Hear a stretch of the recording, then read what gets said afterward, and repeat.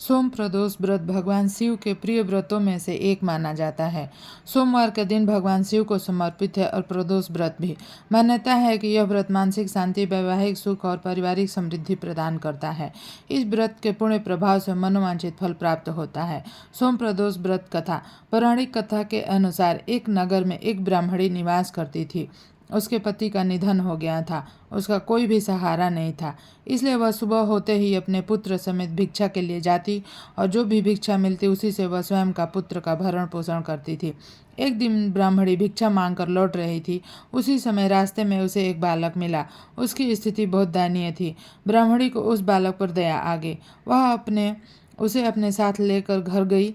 वह बालक विदर्भ का राजकुमार था। पड़ोसी राज्य के राजा ने उसके पिता पर आक्रमण करके उसके राज्य पर कब्जा कर लिया था, इसलिए वह इतनी दयनीय स्थिति में था। ब्राह्मणी अपने घर पर रखकर अपने पुत्र की तरह ही उस राजकुमार का भी पालन पोषण करती थी। एक दिन एक समय उस ब्राह्मणी का पुत्र तथा वह राजकुमार खेल रहे थे। उसी समय वहां गंधर्व कन्याएं आती हैं और वे राजकुमार पर मोहित हो जाती हैं। ब्राह्मण कुमार तो घर लौट आ गया, लेकिन राजकुमार उसी जगह पर अंशुमति नामक गंधर्व कन्या से बात करता रहा था। दूसरे दिन अंशुमति अपने माता पिता को राजकुमार से मिलवाने के लिए ले आई।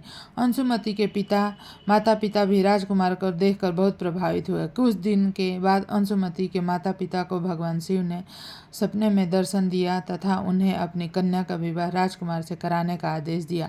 शिव जी के आदेश अनुसार उन्होंने अंशुमति का विवाह राजकुमार से करा दिया।